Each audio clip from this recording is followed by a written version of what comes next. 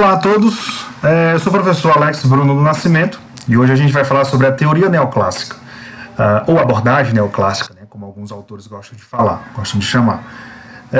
Essa teoria, essa abordagem, ela vem na tentativa de recuperar alguns conceitos da abordagem clássica que talvez tenham ficado perdidos, né, com o foco da abordagem humanística, tá? Então essa abordagem ela vai trazer de novo foco para os objetivos da organização, para o cumprimento de metas, para o desenho da organização, tá? Lembrem que na abordagem clássica o foco era pura e simplesmente racional o foco, tá? E era uma tentativa de observar o homem enquanto peça de uma máquina, tá? Uma visão de que o homem era estritamente econômico, interesseiro, focado nas suas benfeitorias econômicas, ou na sua recompensa econômica, melhor dizendo. E a abordagem humanística tenta trazer o foco no indivíduo como ser social, o indivíduo como um ser que interage com os outros e que tem anseios psicológicos, né, e fatores que o motivam mais do que pura e simplesmente a questão financeira. Então o foco da teoria neoclássica é tentar recuperar essa visão da administração clássica que talvez aí tenha se perdido na discussão humanística, tá?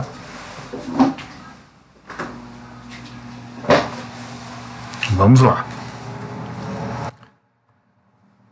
Pois bem, essa abordagem, ou essa teoria, surge ali por volta da década de 50, né, nos Estados Unidos, em 1954, e teve como foco, visou, né, a estrutura da organização para garantir a eficiência. Então, a abordagem humanística, tá, ela talvez tenha dado foco demasiado no indivíduo, no seu comportamento, nas suas faculdades psicológicas, e tenha esquecido um pouco do foco da organização, que é gerar resultados, que é gerar, se for uma organização privada, é gerar lucro, se for uma organização pública, é gerar impacto social, melhorar a qualidade de vida das pessoas, né? Contribui. Então, a abordagem neoclássica tenta recuperar esse foco na organização, não pura e simplesmente racionalista em entender o homem como uma máquina, não, de forma alguma, mas também não de forma romântica de entender somente o lado do operário, o lado do funcionário, o lado do servidor, não. O ideal aqui é manter o foco da organização, mas considerar também as pessoas, tá? Então é a primeira tentativa de reequilibrar aí essas abordagens. A gente vai ter outras tentativas aí, até as últimas mesmo. As últimas abordagens de gestão de pessoas, abordagem comportamental, elas vão tentar fazer esse equilíbrio entre os interesses da organização e os interesses do indivíduo. Ok? A gente tem aí como principal representante o senhor Peter Drucker, Peter Drucker, que está aqui do lado. Ele é um dos expoentes da administração, tá? Ele é um dos teóricos mais clássicos dessa administração que a gente conhece hoje. Ele escreveu vários livros, sempre com foco nos objetivos e nas metas, né, no cumprimento desses objetivos. Ele é um expoente dessa administração por objetivo, que vocês vão ver. E a ênfase da administração, da abordagem neoclássica, estava nas tarefas, primeiramente, em seguida na estrutura organizacional, mas também considerando as pessoas. Então, como eu falei, era uma tentativa de focar no que a organização deveria fazer ou deve fazer, no desenho que a organização tem ou precisa ter para o cumprimento dessas tarefas e nas pessoas que estavam ali envolvidas, tá? Então essas são as três ênfases da abordagem neoclássica. É um período de remodelação das principais teorias da administração em função do quadro econômico, político e social. Lembre-se aí que a gente está aí num pós-guerra, né? Então a gente está aí precisando recuperar estados, recuperar a economia. Há também aí uma discussão sobre o sistema político eficaz, tá? Socialismo, capitalismo. Então a gente está nesse imbróglio aí, nessa discussão aí sobre o sistema econômico, o sistema político e os conflitos sociais no mundo. Então a administração ela é chamada, e aí é chamada no sentido figurado, né, Mas a administração, a ciência da administração, ela é chamada a reconstruir esse país, a reconstruir esses estados, a propor sistemas econômicos, sistemas processuais. Então, juntamente com a ciência econômica, a administração ela vai tentar fazer com que as organizações atendam os anseios da sociedade, os anseios da população, no meio desse imbróglio econômico, político e social. Então é nesse imbróglio aí, nesse contexto, que surge a abordagem neoclássica, focando, como eu falei a vocês, na estrutura organizacional, ou seja, qual é o desenho. Quando eu chamo de desenho, quem é que vai ficar à frente, como é que vai ser divididos os cargos, diretorias, gerências, supervisões, quem vai mandar em quem vai obedecer quem, qual vai ser a linha hierárquica, subordinada. Esse é o desenho. Quando a gente fala, gente, de estrutura organizacional, a gente está falando lá daquele desenho, basicamente, né? Claro que existem outros desenhos organizacionais, mas quando a gente está falando aí de desenho organizacional, vocês sempre lembrem daquele desenho hierárquico, né? Onde a gente tem aqui o presidente, aí aqui tem as outras instâncias, né? Ou seja, o organograma da empresa, tá? Isso aqui é que é o desenho, ou isso aqui que é errado aqui, mas vocês entenderam. Esse aqui que é o desenho, né? Um desenho organizacional. Existem outros tipos de desenho. Existem desenhos mais cíclicos, existem desenhos de administração por projeto, enfim. Existem N desenhos que você pode propor para a sua organização. Mas quando a gente falar de estrutura organizacional, lembrem disso aqui. Qual é o desenho organizacional que está sendo proposto para aquela organização. E as tarefas é o que de fato a organização faz. Qual é a tarefa dela? Qual é a ação dela? É de vendas? É de produção? É de serviço? Então, qual é a tarefa? Passar no caixa, fazer pagamento, passar na maquininha, enfim. Vender a prazo, controles, qual é o tipo de controle? Então, isso são exemplos de tarefas, tá? E as pessoas são as pessoas que compõem a organização, né? Que participam da organização, que fazem com que a organização aconteça e ocorra e exista, tá? Então, a combinação desses três elementos aqui era a ênfase da abordagem neoclássica. As principais características dessa abordagem são ênfase na prática da administração, valorização dos resultados concretos e palpáveis, ou seja, uma visão pragmática. O que é uma visão pragmática? É uma visão concreta, é uma visão a partir daquilo que pode ser observado. Então, concretamente, o que é que essa organização faz e como essa organização consegue atingir os seus objetivos. Por isso que é uma visão pragmática. Então, o Peter Drucker estava querendo propor o seguinte: olha, qual é o desenho que funciona para esse tipo de serviço? Então, vamos lá, um hospital. Qual é o tipo de organograma que funciona para um hospital? Um hospital que atende urgência e emergência. Eu posso fazer um hospital onde, para decidir se um paciente, né, ali em urgência, né, se um paciente vai entrar ou não no hospital, eu posso fazer um desenho que seja participativo, por exemplo? Não, o indivíduo ele vai entrar, ele chegou na ambulância e aí precisa se decidir se aquele indivíduo vai adentrar ou não naquele hospital. Bom, para tomar essa decisão, vamos fazer o seguinte: vamos juntar todo mundo, chama o representante dos pacientes, chama o representante dos enfermeiros, dos técnicos, chama o representante da equipe médica, chama o representante do governo, chama o diretor do hospital e vamos fazer aqui uma reunião para decidir se aquele indivíduo vai entrar ou não. Não pode, né? Não pode. Nesse contexto, precisa ter critérios claros, objetivos, concretos para dizer: o indivíduo que está com essas características vai ser admitido ou não vai ser admitido, certo? Então isso é só um exemplo. Mas vamos lá. Quais são os objetivos daquela organização, desse hospital? Vamos manter o hospital. Quais são os objetivos desse hospital? Minimizar o número de pacientes, né? Fazer com que eles se curem o mais rápido possível, ou receber o maior número de pacientes possível,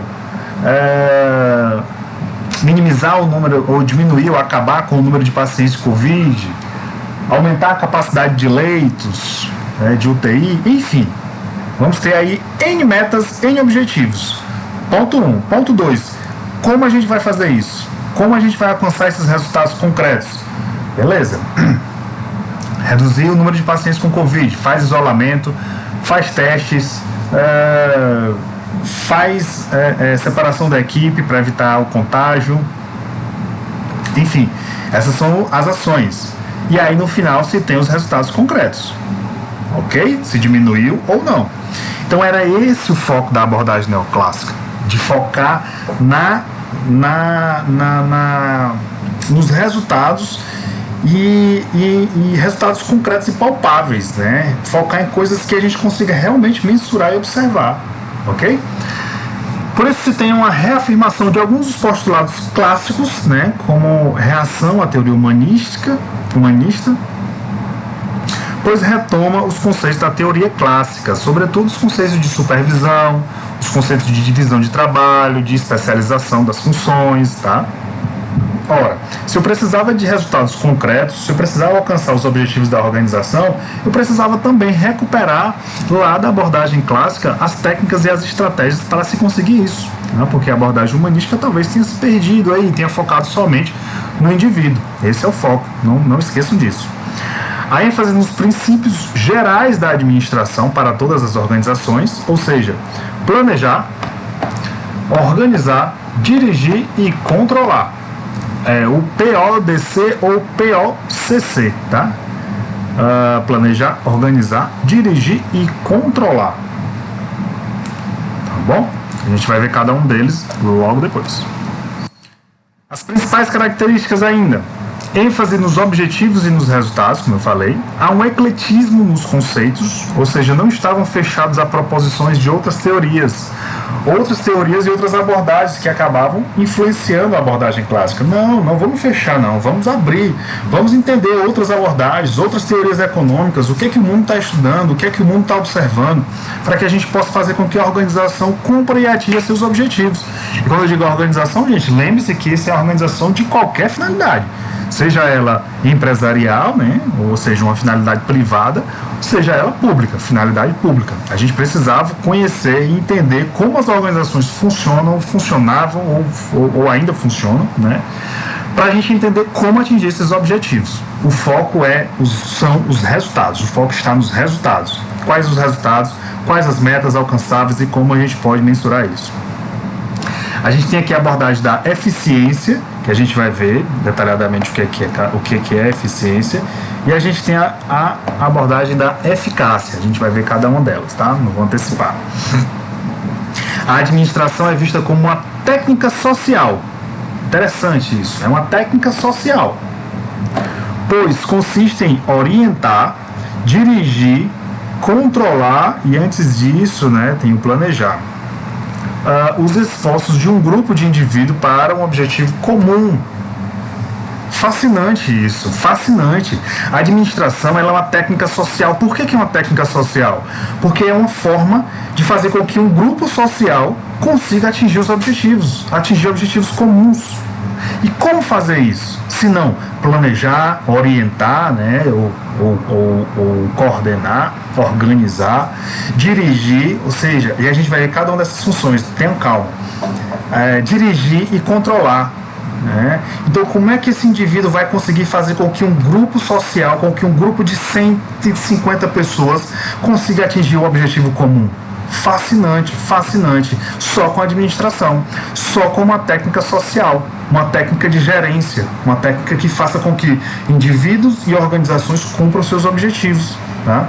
Mediante ações de eficiência, ações de eficácia, mas também com ações de planejamento, coordenação ou organização, orientação, direção e controle. Então essas são as ações que a administração passa a focar a partir da técnica e abordagem neoclássica. Aspectos comuns às organizações. Quanto aos objetivos, né, a gente entendia que os objetivos precisavam ser comuns às organizações, quanto à administração em si, quanto ao intuito geral da administração e quanto ao desempenho de cada indivíduo. Não adianta a gente esperar que os indivíduos façam a sua parte e a organização não faça delas, ou vice-versa, né? Que a organização pense como deve ser feito, mas que o indivíduo não consegue aumentar ou melhorar o seu desempenho. Então, os aspectos comuns das organizações, ou seja, todas as organizações, né, elas precisam ter objetivos, elas precisam ter uma administração coerente, um desenho coerente com os seus objetivos, e ela precisa ter o desempenho individual, precisa estimular e desenvolver o desempenho individual dessas pessoas que atuam nela. Tá? Administrar é ser eficaz com a maior eficiência possível. Administrar é ser eficaz com a maior eficiência possível. E o que é que são cada uma delas, professor? O que é eficácia? O que é eficiência? É o que a gente tem trazendo aqui. A eficácia, né, é atingir os objetivos, fazer a coisa certa. Um time de futebol, ele precisa o quê? Ganhar competições, ele precisa ganhar jogos, ele precisa somar os 3 pontos. Apesar de que meu time está muito ruim, não vou falar que é para não abrir brecha para outras aulas, mas o time de futebol, ele precisa atingir metas, e essas metas são basicamente vencer jogos, vencer competições, vencer campeonatos. Da mesma forma, é uma organização. Qual é a meta? Qual é o objetivo da tua organização? É maximizar os lucros? É aumentar o número de estradas? É diminuir o número de pacientes? É otimizar o percentual de leitos? É oferecer o maior número de merenda escolar? É oferecer o maior número, matricular o maior número de alunos no ensino fundamental, médio, superior? É gerar o maior número de empregos? É vender o maior número de carros? Né? Então esses são os objetivos. Percebam que não é administração pública, administração privada, são organizações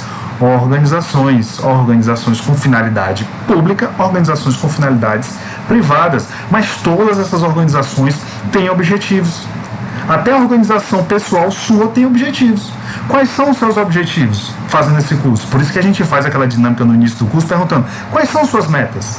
Quais são seus objetivos? Onde você quer estar daqui a 5 anos? Isso são objetivos, são metas. Não dá para viver à deriva. Não dá para viver à deriva. Se você vive à deriva fazendo o que aparece, pode dar certo, pode dar errado. Não pode ser assim. Você precisa ter os seus objetivos, assim como todas as organizações. Professor, mas como fazer isso? E aí vem a eficiência. Tá?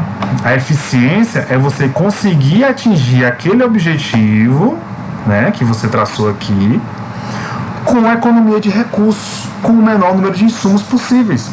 Se eu disser a você: meu querido, vá a João Pessoa amanhã.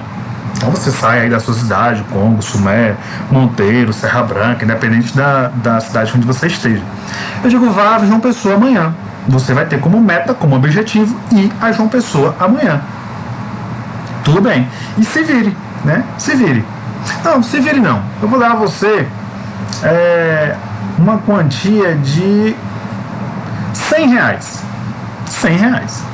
Professor, R$100 dá para ir em João Pessoa, dá para passar uma tarde em Lucena e ainda dá para ficar pro dia seguinte, dependendo do lugar onde você vai dormir. Se for na rodoviária, se for se hospedar, né, se for na casa de um parente, na casa de alguém, certo? Ou se você vai para uma festa e vai virar à noite, pelo amor de Deus, não faça isso, se cuide. Mas eu lhe dou R$100. É só para ir ou tem que ir e voltar? É só para ir. De lá, eu vou lhe dar uma outra quantia, eu vou lhe dar uma outra meta, um outro objetivo. Você tem R$100 para sair da sua cidade e ir para João Pessoa. Beleza. Dos 40 alunos, todos chegam a João Pessoa. Quando chega lá, eu pergunto: quanto é que você tem na carteira? Uns vão dizer que tem 50, outros vão dizer que tem 70, outros vão dizer que tem 30, outros vão dizer que tem 40, enfim, não interessa. Ou enfim, a gente vai ter N respostas, melhor dizendo. Bom, aquele que conseguiu chegar em João Pessoa com a maior quantidade de recursos no bolso foi o que foi mais eficiente. Vai ter gente que vai pegar carona, vai ter gente que vai... E aí a sua decisão vai ser: pegar carona ou ir de ônibus? Ir de ônibus ou ir de alternativo? Beleza, vou de carona. Só que a chance de você não chegar é maior do que se você for de ônibus, né? De repente acontece alguma desgraça aí, Deus me livre. mas numa dessas caronas, ou fura um pneu, ou o caminhoneiro, ou a pessoa lá toma um outro caminho, acontece alguma coisa e ela desvia o caminho, enfim, misericórdia, já estou indo para uma seara nebulosa. Mas enfim, você escolhe pegar ônibus, ou você escolhe ir de alternativo, ou você escolhe pegar carona com algum amigo. Não é óbvio que você vai chegar lá com mais dinheiro, você foi mais eficiente, mas atingiu o objetivo, todo mundo chegou, ok? Então essa é a diferença. Numa organização, mesma coisa, você tem um recurso X para gastar durante um ano. Se você consegue atingir todas as suas metas com menos recursos, você foi o quê? Você foi eficiente. Se você, professor, eu posso ser eficiente e não ser eficaz? Pode. Você pode ser eficiente, conseguir economizar o máximo, como o cara que foi de carona, ou a menina que foi de carona, para João Pessoa e não conseguir chegar lá. Tá? Pode acontecer. O time de futebol, ele pode ser eficiente, jogar bem, digamos que ele tem ali um jogador expulso, conseguir jogar bem, conseguir fazer um bom trabalho, conseguir não ter lesão, conseguir cumprir os 90 minutos, mas não conseguir ganhar o jogo. Então ele não atingiu o objetivo. Mas ele foi eficiente? Pode ter sido eficiente. Pode ter sido eficiente. Utilizou uma quantidade menor de jogadores, conseguiu terminar o jogo, conseguiu cumprir a sua obrigação, mas não conseguiu atingir o seu objetivo. Então, a gente pode ser eficiente e eficaz, ou a gente pode ser eficaz, mas não eficiente. O eficaz, mas não eficiente, pode ser aquele camarada que foi para João Pessoa e diz assim: carona, vou nada, ônibus, eu fico enjoado. Não. Alternativo, não conheço ninguém. E uma hora dessa não tem quem vá mais não. Eu vou fazer o seguinte, eu vou contratar um taxista, ou um Uber. Eu vou de Uber, não sei nem se dá R$100 para lá, mas vou de Uber. E aí ele contrata um Uber, ou um taxista, ou freta um carro só para ele, e gasta os R$100 e chega lá. Tá aqui, professor, cheguei. Era o quê? Aí chega sem nenhum centavo no bolso, né? Chega sem nenhum centavo no bolso. Então é isso, gente. A eficácia administrativa, quanto mais próxima de alcançar as suas metas está uma empresa ou uma organização, mais eficazes são considerados os seus administradores. Então, quanto mais próximo estiver de chegar na eficácia, na excelência, no objetivo, melhores são os seus administradores. Retomo aqui os seguintes princípios básicos da organização: divisão do trabalho, especialização. Desculpa aqui o slide, deu uma queda aqui na hora que eu passei um outro design. Divisão do trabalho e hierarquia, focado na centralização. Especialização e amplitude administrativa, focada na descentralização. A divisão do trabalho.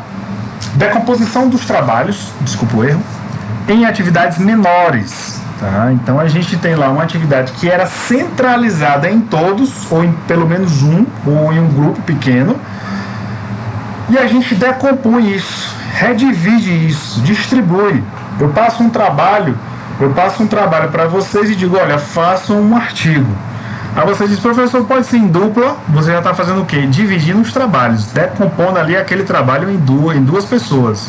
Eu digo: pode. Eu digo: professor, agora porque tem uma pessoa que mora lá junto com a gente, na mesma casa ou na mesma cidade. Tem como ser em trio? Aí você já está redecompondo, né?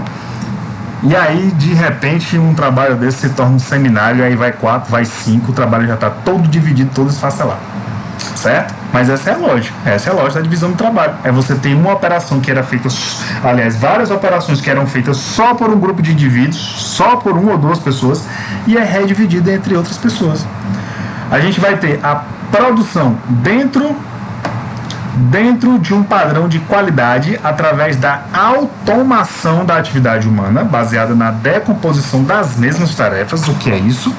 A gente tem um foco no padrão da qualidade, buscando automatizar, ou seja, otimizar, ou seja, trazer máquinas e ferramentas que melhorem a atividade humana, baseadas exatamente nessa decomposição de tarefas. O que é isso? Você vai produzir um carro. Então, para produzir aquele carro, eu precisava de 15 pessoas. Só que aí eu insiro automatização, ou seja, eu insiro máquinas, eu insiro ferramentas para melhorar aquela operação. Eu insiro um robô que vai pegar a porta lá do estoque e vai vir e vai alocar naquela peça, naquele carro. Então eu estou automatizando a atividade humana baseado nessa decomposição, nessa divisão de tarefas. Né? Então vai ter a tarefa só de colocar porta, a tarefa só de colocar motor, a tarefa só de colocar pneu. Só que nessa tarefa de só colocar porta, eu coloquei uma mecânica, eu coloquei uma máquina que vai facilitar o indivíduo na hora dele colocar a peça. Vai ser um robô que vai chegar para ele, trazer diretamente, pode ser um robô que vai trazer a peça para ele, ele vai pegar essa peça e vai acoplar naquele carro. Ao invés dele estar indo lá no estoque, caminhando e pegando a peça, o robô vai trazer essa peça para ele. Então isso é automatizado. Buscando o quê? Um padrão de qualidade. Esse é o foco. Níveis administrativos para direção e execução das tarefas. A gente vai ter aqui, é aqui que a gente começa a entender aquele desenho de isso é com a gerência, isso é com a direção, isso é o nível estratégico, enfim. É aqui que a gente começa a diferenciar isso. A gente vai ter o nível institucional, ou seja, o nível estratégico, né, o nível de direção da organização.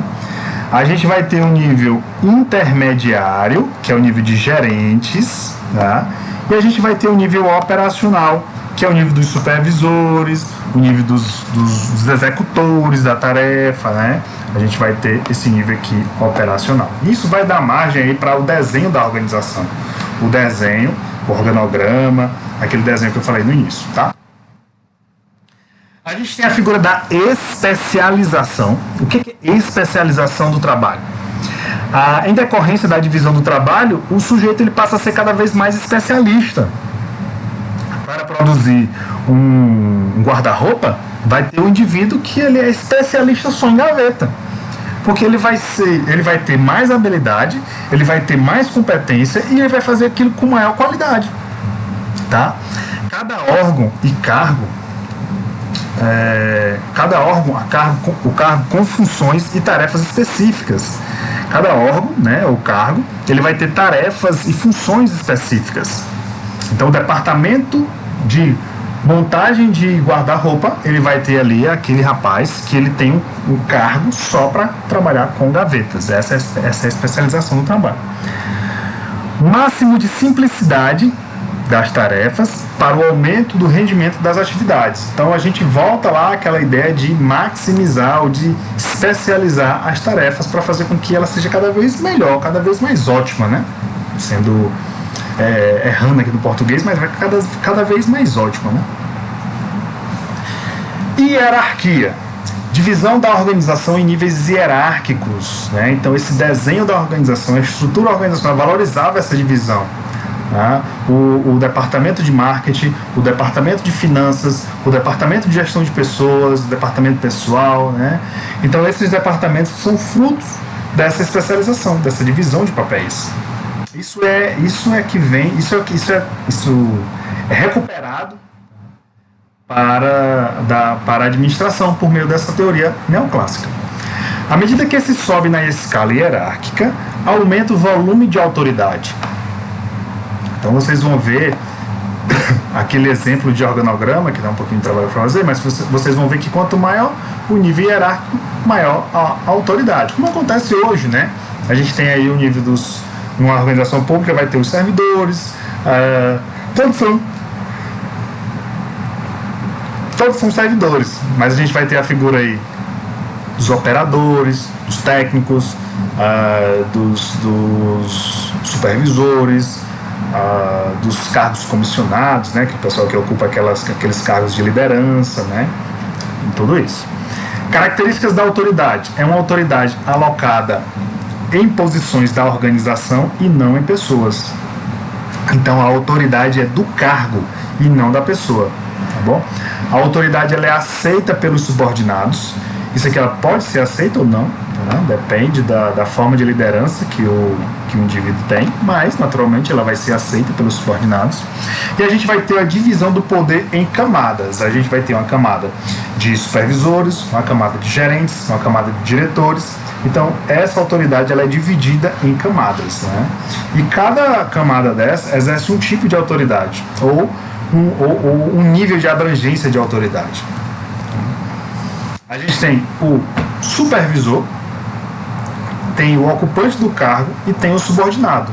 Então, o ocupante do cargo ele exerce a aliás, o subordinado, ele recebe essa autoridade desse ocupante do cargo e esse supervisor ele exerce uma responsabilidade, né? Então, o ocupante do cargo, ele vai ter o seu supervisor e ele vai ter o seu subordinado. Para com o supervisor, ele tem uma responsabilidade. Para com o subordinado, ele vai ter uma autoridade.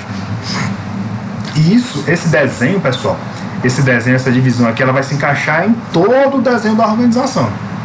Quando a gente fala que o supervisor, não é a figura do supervisor, por exemplo, supervisor de vendas. Não é o supervisor de vendas.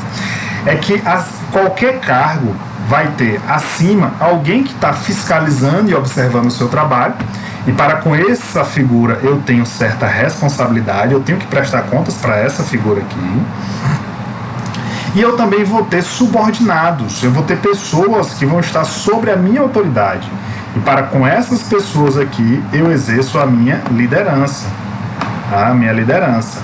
Eu consigo, esse meu subordinado, ele está trabalhando corretamente? Ele está cumprindo as metas? Ele está cumprindo os objetivos? Se sim, eu tenho informações a dar a esse supervisor. E aí eu tenho essa responsabilidade de passar essa informação a esse supervisor. Tá bom? Ainda sobre hierarquia. Delegação é o processo de transferir autoridade e responsabilidade para posições inferiores na hierarquia. Delegação é o processo de transferir essa autoridade para outras pessoas inferiores na organização ou na hierarquia. Esse ocupante do cargo aqui, ele pode delegar algumas funções para esse subordinado, para outros subordinados, né? Então, esse processo de transferir essa autoridade é o que se chama delegação. É delegar poder, é repassar poder. Tá? Isso ocorre por algumas técnicas. Primeiro, delegar a tarefa inteira. Pronto, a partir de hoje, você é responsável por isso. Então, essa tarefa é da sua competência. Delegar para a pessoa certa, da minha equipe, eu escolho algumas pessoas ou uma outra pessoa que eu sei que daria um excelente supervisor de vendas, e aí eu passo essa informação para eles, passo essa tarefa para eles, passo essa autoridade para eles, e eles passam a orientar a equipe de vendas. Delegar responsabilidade e autoridade. Ele não vai ter necessariamente um cargo, mas ele vai ter a autoridade e a responsabilidade de coletar as assinaturas, coletar as folhas de ponto, né? Acompanhar a execução de determinado projeto. Então eu passo essa responsabilidade para outras pessoas. Outra forma de delegar, proporcionar informação adequada. Né? Então eu crio uma forma de eu crio uma forma de repassar a informação para essa equipe ou para esse delegado. Manter retroação, ou seja, canais de comunicação, fazer com que esse delegado ou essa pessoa que passou a receber essa autoridade retorne com informações sobre a tarefa. Ora, eu passei aquele projeto para ele cuidar de determinado departamento, e ele não me passa uma única informação sobre o que está acontecendo. Aí ele tá criando um gargalo nessa comunicação. Então ele precisa trazer para mim aquelas informações novamente. E por fim, avaliar e recompensar o desempenho. Uma vez delegada a autoridade, é importante que a gente avalie e recompense o desempenho. Se a pessoa foi bem, ganha uma recompensa. Se não, vai precisar se realinhar para que na próxima oportunidade ele melhore. Ok? Amplitude administrativa, também denominada amplitude de controle. O que é isso? O número de empregados que o gerente pode supervisionar. Vejam só, quem tem uma maior amplitude? Esse indivíduo aqui, gerente.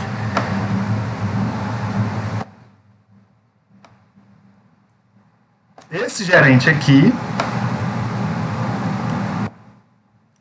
esse gerente aqui, esses dois gerentes aqui, ou esse aqui? Quem tem maior amplitude?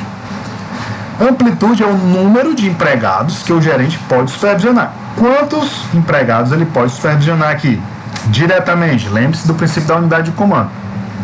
Esse gerente ele consegue supervisionar esses dois aqui. Esses dois supervisores aqui.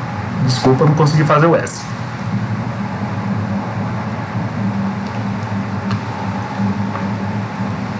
Já esse gerente aqui, ele vai ter que supervisionar 1, 2, 3, 4, 5, 6, 7, 8, 9 níveis, tá?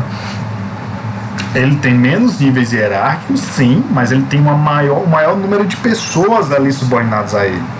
Ele tem mais, nesse caso aqui, ele tem maior número de níveis hierárquicos, né? Ele tem aqui 2 supervisores e aqui cada um tem 2 já sêniores, né? Ou vendedores ou operadores. Mas aqui ele tem um maior número de pessoas sobre a sua tutela, sobre a sua autoridade. Quem vai ter mais dificuldade?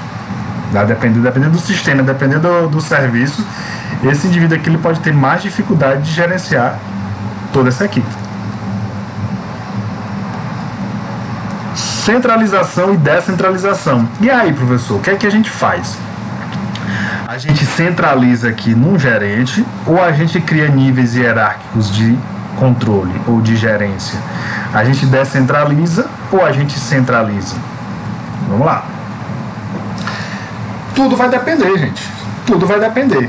O interessante na administração, e quando a gente vê a administração pela primeira vez, a gente já vai dizer, não, tudo depende. A nossa fala é assim, é sempre assim, tudo depende. Mas não é que a administração ela não consiga se definir sobre qual é a melhor técnica. É que ela não, primeiro ela não precisa dizer para você, olha, centralize, então não, olha, descentralize. Não, ela não precisa dizer.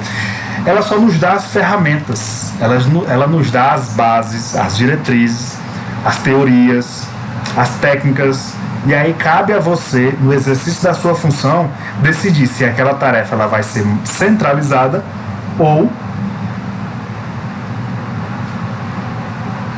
descentralizada, certo?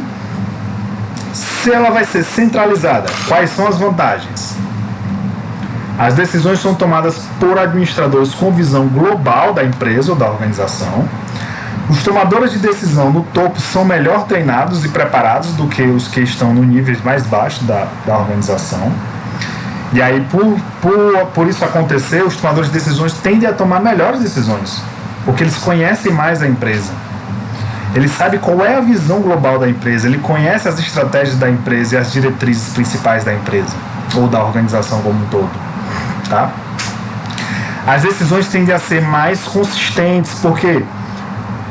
Porque se só é uma pessoa ou poucas pessoas que decidem, tende a ter mais clareza, né? Porque não vai ter o ruído ali do diálogo, o ruído da argumentação, da troca de experiências, do debate. Então, isso tende a ser mais consistente, mais sólido, né? Porque só é uma pessoa que decide. A centralização elimina esforços duplicados de vários tomadores de decisão e reduz os custos operacionais. Óbvio. Por quê? Porque se não tem mais de uma pessoa pensando sobre aquela tarefa, se só tem uma pessoa dizendo como deve ser feita, é claro que a gente vai ter poucos esforços duplicados. Só tem uma pessoa tomando decisão. Então não tem o risco de ter várias pessoas pensando ao mesmo tempo sobre aquele problema. Isso pode reduzir custos operacionais. Enquanto eu estou pensando numa linha, você está pensando numa outra.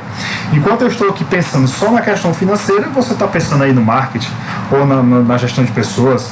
Então os esforços são divididos, você consegue reduzir custos operacionais, porque já pensou se fosse todo mundo pensando sobre finanças, todo mundo pensando sobre gestão de pessoas, todo mundo pensando sobre marketing, todo mundo pensando sobre operações, seria um desperdício de energia, né? Então é mais interessante que cada um fique na sua área. E a gente vai ter, obviamente, uma especialização das funções, porque cada função vai ter lá o seu grupo focado, né? Como eu falei agora, finanças, marketing, gestão de pessoas, etc.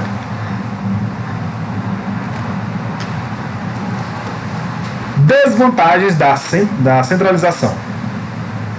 As decisões são tomadas na cúpula, que está distanciada dos fatos e das circunstâncias, e aí vocês começam a pensar, beleza, entendi. Então, se eu quero uma decisão onde as pessoas são importantes, né, então onde a participação das pessoas é importante, então eu vou buscar uma forma mais descentralizada, não é verdade? Vamos lá, colocar um exemplo. Você está querendo construir, no lugar da praça, ou no lugar de um terreno baldio, você está querendo construir uma área de lazer. Tem um terreno baldio e você está querendo construir uma área de lazer. Só que essa área de lazer ela vai trazer muitas pessoas E talvez a gente tenha aí um impacto social. A gente pode ter bagunça, a gente pode ter pessoas falando mais alto, isso pode incomodar os moradores. E aí? O que fazer? Como tomar essa decisão? Chamar a população ou não? Isso é um exemplo aqui da seara política, tá, gente? Da administração pública. Chama todo mundo ou não? Você que vai decidir. Você que é o gestor público que vai decidir se essa decisão ela precisa ser descentralizada ou não. Se você vai chamar a sua equipe para discutir ou não.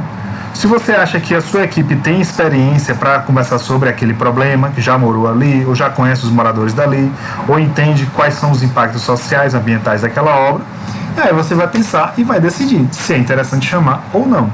Se você vai chamar, você vai descentralizar. Se não, você vai centralizar. Ok? Os tomadores de decisão no topo têm pouco contato com as pessoas. Então, esse tipo de situação faz com que você se distancie das pessoas. As linhas de comunicação da cadeia escalar provocam demoras e maior custo operacional. Essas linhas de comunicação, quando você vai querer implementar uma decisão sem convidar as pessoas, essa linha de comunicação ela pode provocar demora para ser cumprida. Ora, se eu falo aqui uma informação para que os alunos cumpram e não faço isso de forma aberta, então essa informação ela pode se modificando, passando de um para o outro, até chegar no último, no nível da hierarquia. Claro, vocês estão no mesmo nível de hierarquia, né, se a gente fosse aqui dentro da organização. Mas no último nível de hierarquia, talvez essa mensagem chegasse com ruído. O caminho da decisão pode distorcer a comunicação das decisões, como eu falei agora, né, o telefone sem fio. Então, o caminho até fazer com que o caminho até chegar no último da hierarquia, né, a comunicação até chegar no último da hierarquia pode levar ruído. Aqui é o telefone sem fio. O gerente geral, o diretor passa a informação, até chegar no último já tem se distorcido e pode comprometer a mensagem. Descentralização. Descentralização faz com que as decisões sejam pulverizadas nos níveis mais baixos da organização.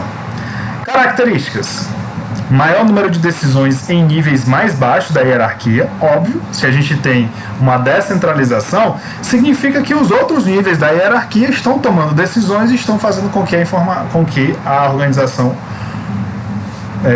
caminhe, né, a partir de pequenas decisões, a partir de subdecisões. Tá? Decisões mais importantes são tomadas em níveis mais baixos da hierarquia. Como eu falei, né, as decisões importantes são distribuídas entre os níveis mais baixos. Menor supervisão sobre a tomada de decisões. Então, se essas decisões são tomadas nos níveis mais baixos, não significa dizer que os pequenos nichos, os pequenos grupos tomam suas próprias decisões e a organização caminha. Isso pode ocorrer, professor? Pode ocorrer. Numa organização privada isso ocorre? Em certa medida, sim. Por exemplo, se a gente tem um supermercado, tá? E aí o gerente geral, ou o dono, enfim, o empresário, ele diz: olha, eu quero sempre frutas frescas. Então, mantenho esse monstruário sempre com novidades, com frutas frescas, boas e com boa aparência, e enfim. Você é o supervisor, ou então você é o operador. Você está lá fazendo a organização do supermercado. E você vê que existem ali algumas frutas que estão começando a apodrecer, só que você não quer jogar fora. E aí você tem uma ideia: olha, isso poderia virar uma polpa. Isso poderia virar uma polpa. E aí você leva aquelas frutas até a lanchonete e diz: olha, tem como transformar isso aí em polpas para a gente revender aqui? Tem, ótimo. Então você faz aquilo, toma aquela decisão e aí coloca aquele produto à venda. Isso foi uma decisão que você tomou no nível ali mais baixo da organização, ou pelo menos no nível tático, né, no nível de gerência, e foi uma decisão descentralizada. Tá? Foi uma decisão descentralizada. Se você tiver liberdade para tomar esse tipo de decisão, ótimo. Se não, aí você tem que procurar os superiores, porque provavelmente é um modo mais centralizado de administração, né?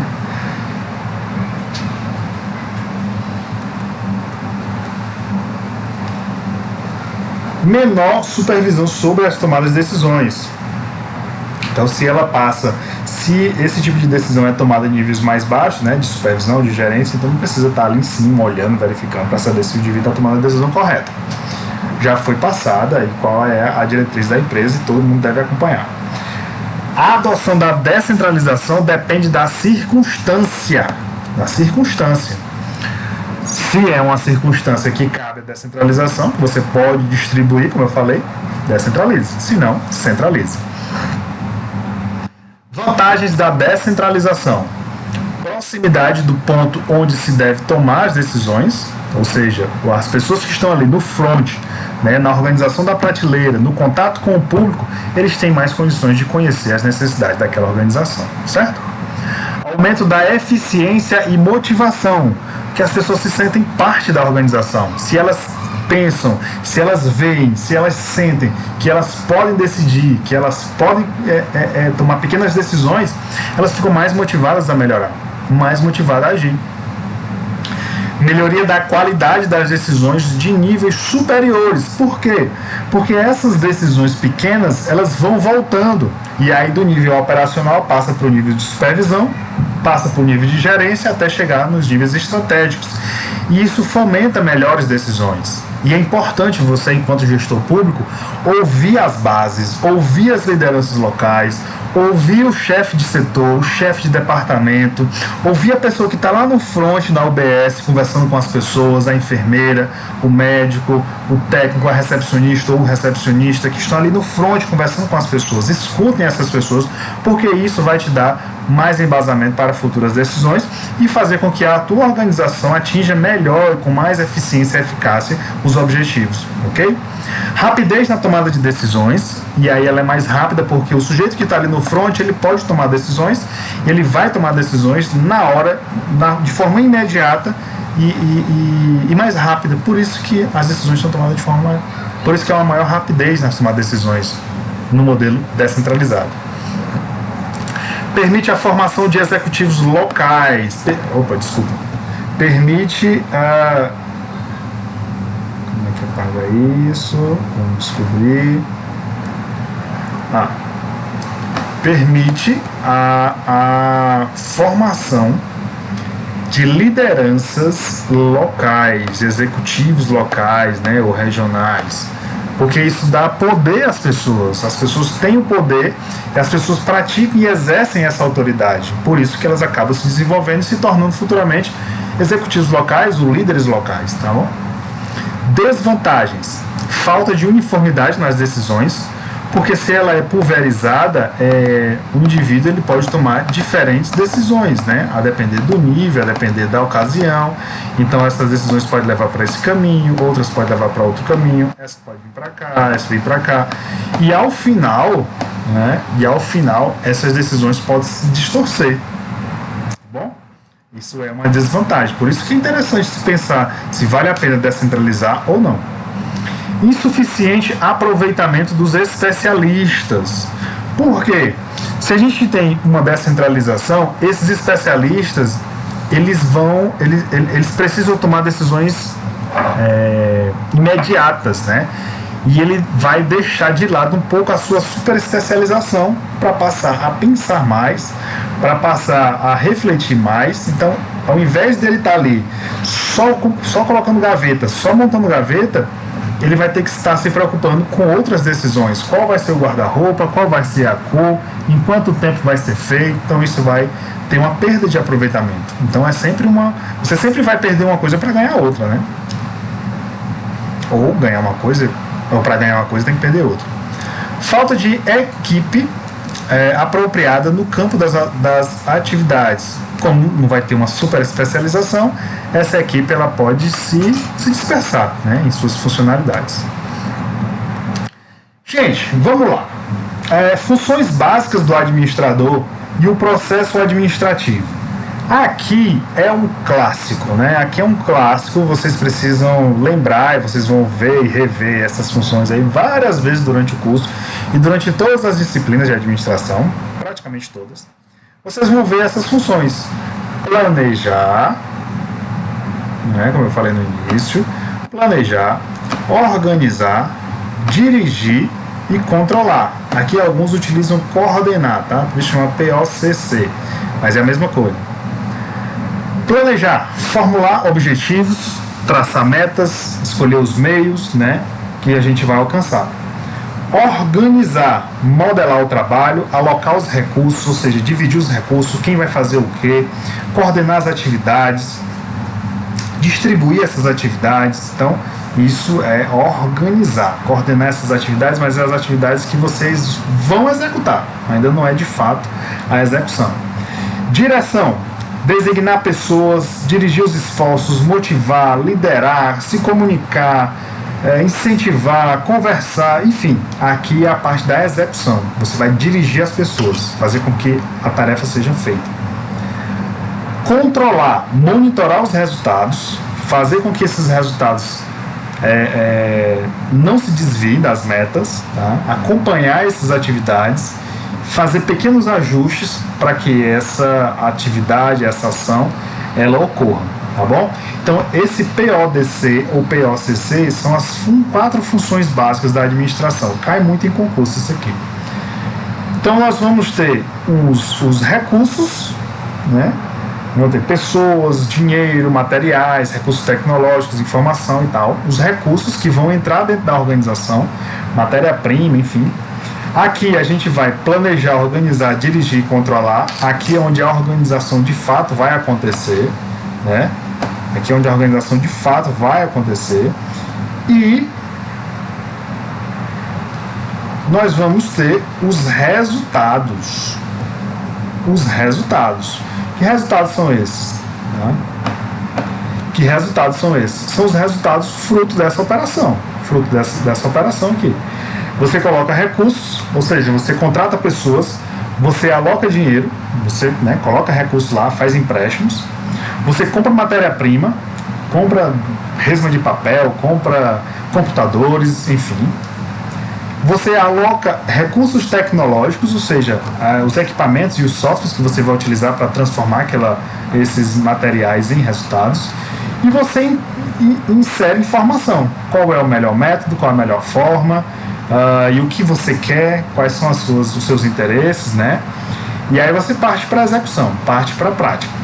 Planejar as atividades, organizar as atividades, coordenar também, dirigir o pessoal, dirigir esforços e controlar. E ao fim você vai ter esses resultados. Qual vai ser o desempenho da organização, atingiu objetivos ou não, conseguiu produtos ou serviços, foi eficiente, foi eficaz. Isso aqui é o produto.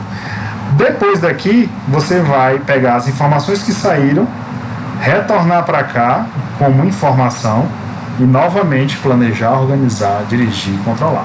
Esse é o fenômeno da administração na abordagem neoclássica.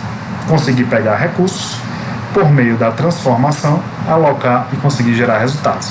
Por isso que a minha tese, eu ainda vou escrever um artigo sobre isso, por favor não me copiem. Se me copiar, me citem.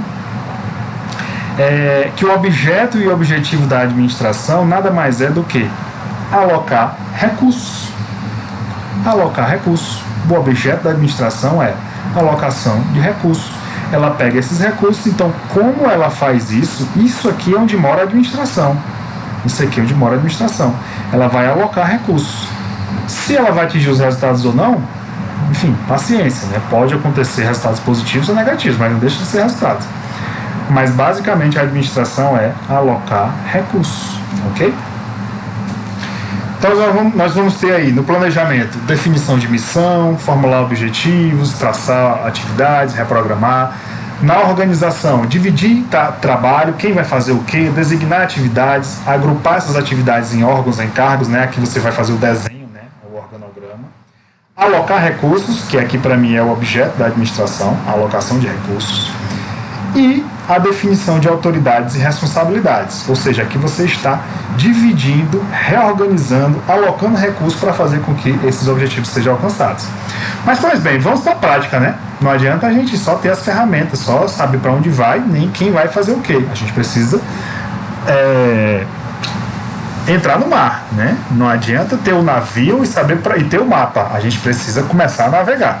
Então vamos lá, começar a navegar. Na navegação você precisa designar pessoas. Quem vai ficar responsável pelo quê?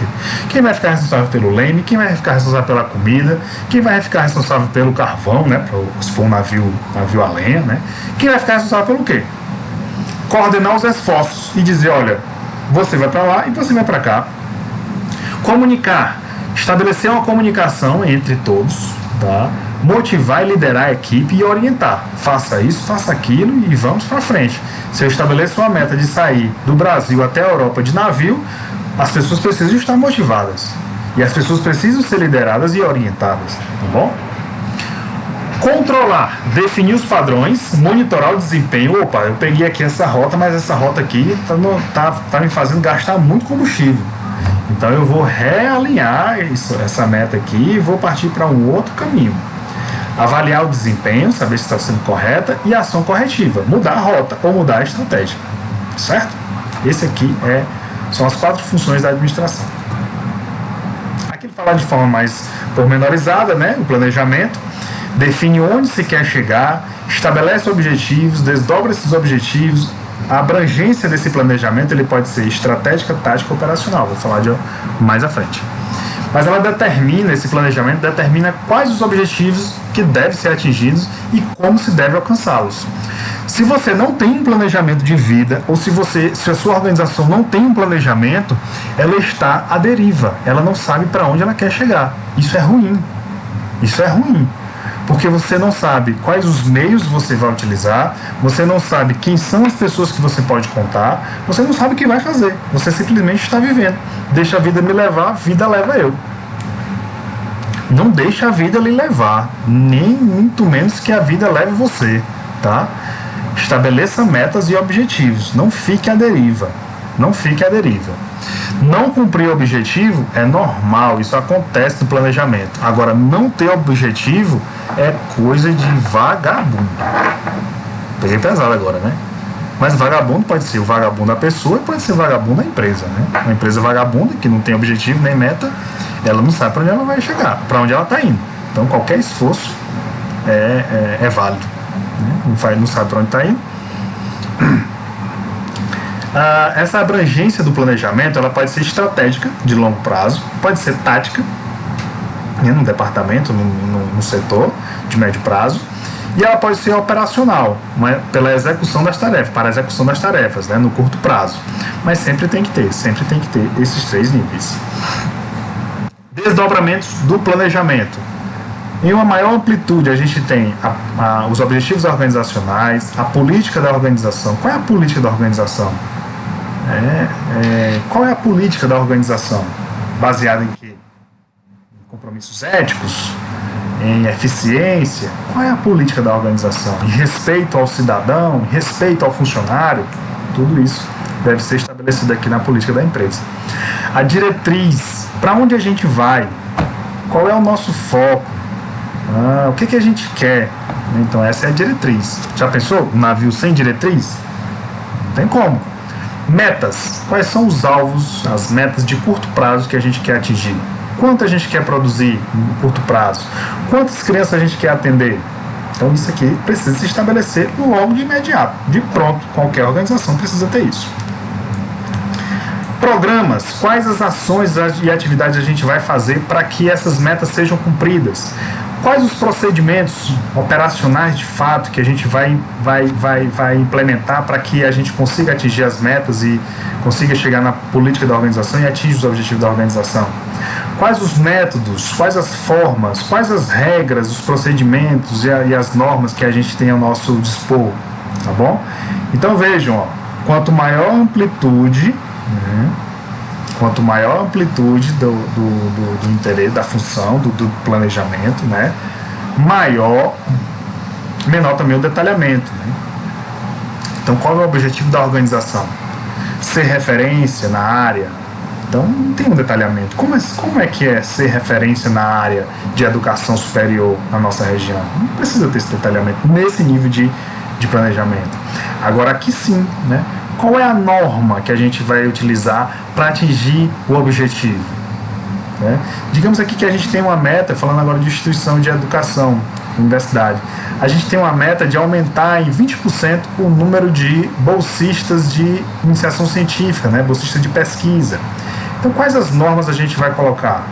Quais os projetos que a gente vai aceitar? Então, esse desenho aqui, o detalhamento dessas funções aqui faz parte da administração, tá, gente? Existem alguns tipos de planos, né? Quanto aos métodos, tem os procedimentos. Quanto ao dinheiro, a gente pode fazer o orçamento. Quanto ao tempo, a gente tem o cronograma, o programa, ou programações. Quanto aos comportamentos, a gente tem regras, regulamentos, normas, procedimentos de ética, comitê de ética, essas coisas assim. Tá bom? Organização é o ato de organizar, estruturar, integrar os recursos, pessoas e os órgãos incumbidos de sua administração. Você vai precisar organizar. Você tem ali à sua frente ali os recursos. Como você vai organizar e estruturar aquilo ali? Determinação das atividades específicas necessárias para o alcance dos objetivos planejados. Que atividades vocês vão fazer, ou o administrador, o gestor vai fazer, tá, para que ele possa atingir e alcançar os objetivos. Agrupar essas atividades em estruturas lógicas, ou seja, a função de contabilidade vai ficar junto ao departamento de finanças, a função de atendimento psicológico vai ficar junto ali ao departamento de gestão de pessoas, a função de marketing vai ficar junto com o departamento de vendas. Então, você precisa ter ali uma estrutura lógica. Da mesma forma, uma organização pública. O departamento de gerenciamento de recursos materiais e patrimoniais vai ficar ali perto do departamento de contabilidade. Tá? Então, tem questões lógicas aí a serem seguidas. Designar as atividades das pessoas, quem vai ser o quê, qual vai ser o cargo, qual vai ser o desenho daquele cargo, o desenho daquelas tarefas, quem vai fazer o quê e o que se esperar daquele cargo e daquela tarefa. Pela abrangência, essa organização ela pode ser institucional, intermediária ou operacional, da mesma forma lá que os níveis de planejamento. Aqui a gente tem o desenho organizacional, aqui a gente tem a organização como um todo, e aqui resulta no tipo de organização que a gente tem.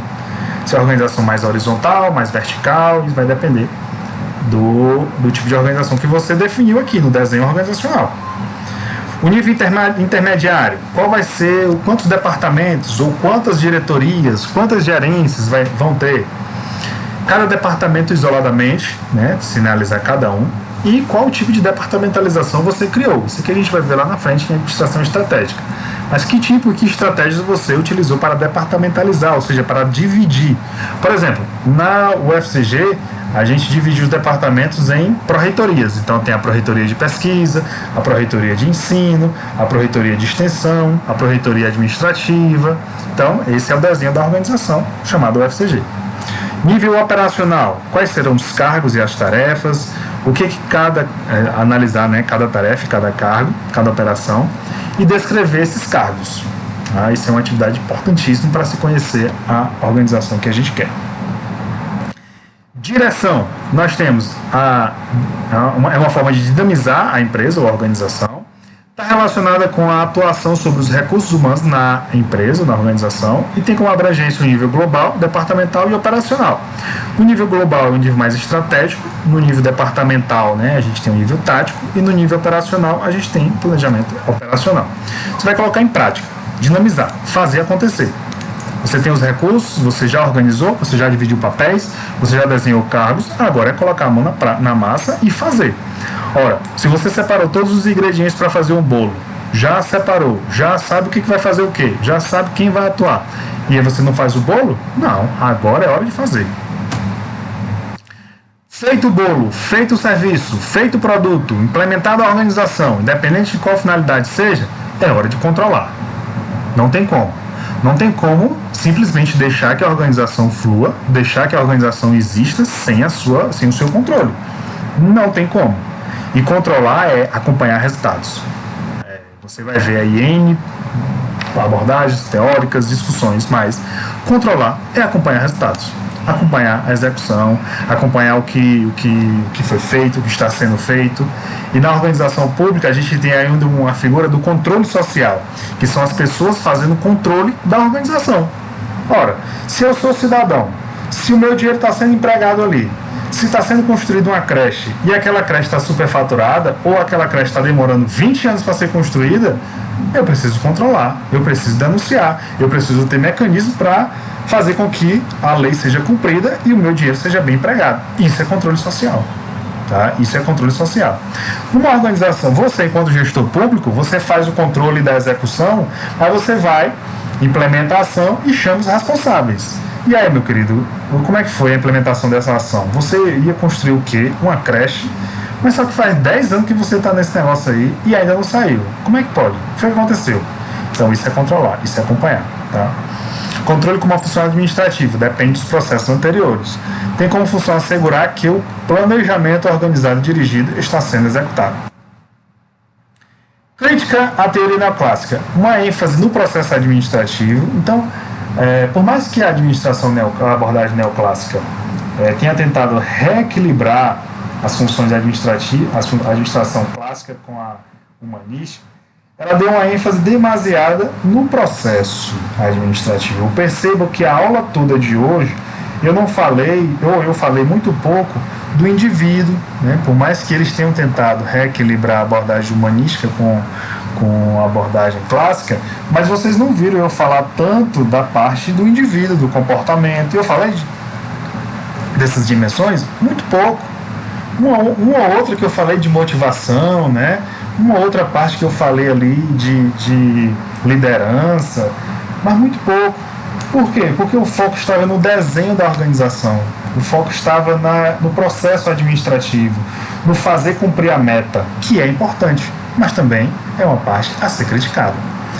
Uma ênfase demasiada aos objetivos e resultados da organização. Né? Uma ênfase demasiada aos objetivos e resultados da organização. Ora, quais são os objetivos da organização? Atingir os objetivos da organização é importantíssimo. Mas será que a organização se faz só com isso? Não, né? Tem outras dimensões. Tem a questão externa, tem as pessoas que não fazem parte da organização, mas que dependem da organização. Tem outras dimensões. E foram extremamente conservadores, né? Não foram muito arrojados em trazer outras dimensões, até novas mesmo na época, para a abordagem neoclássica. Então foram conservadores, buscaram reafirmar os preceitos clássicos e tentar reequilibrar com os preceitos humanísticos, mas o foco maior foi nos procedimentos administrativos, né? Então, apesar da tentativa de reequilibrar, foi uma abordagem que não foi muito além. Por isso, meus queridos, minhas queridas, que a gente vai assistir mais à frente a outras abordagens. Abordagem sistêmica, a abordagem comportamental, a abordagem contingencial. Por isso que a gente vai ver outras abordagens, porque ela tentou fazer esse equilíbrio, mas não conseguiu, né? Bom, gente, a aula de hoje ela se encerra aqui. A gente viu basicamente o que é a teoria e a abordagem neoclássica, a tentativa de reequilibrar ou de trazer preceitos clássicos para a administração e tentar avançar um pouco, né, no que a abordagem humanística se propôs, mas, sobretudo, focar nos objetivos da organização e nos resultados, né. A abordagem neoclássica ela tenta fazer esse reequilíbrio entre a abordagem clássica e humanística, ela tenta trazer preceitos da abordagem clássica, mas na prática o que ela consegue é dizer o seguinte: olha, foco no processo administrativo, foco nas metas, foco na função administrar para que a organização atinja os seus objetivos. Essa é a principal lição e contribuição da teoria ou abordagem neoclássica. Ok? Espero que todos tenham entendido. Deixe seus comentários, deixe suas dúvidas que a gente vai conversando ao longo do tempo. Ok? Um abraço e até mais.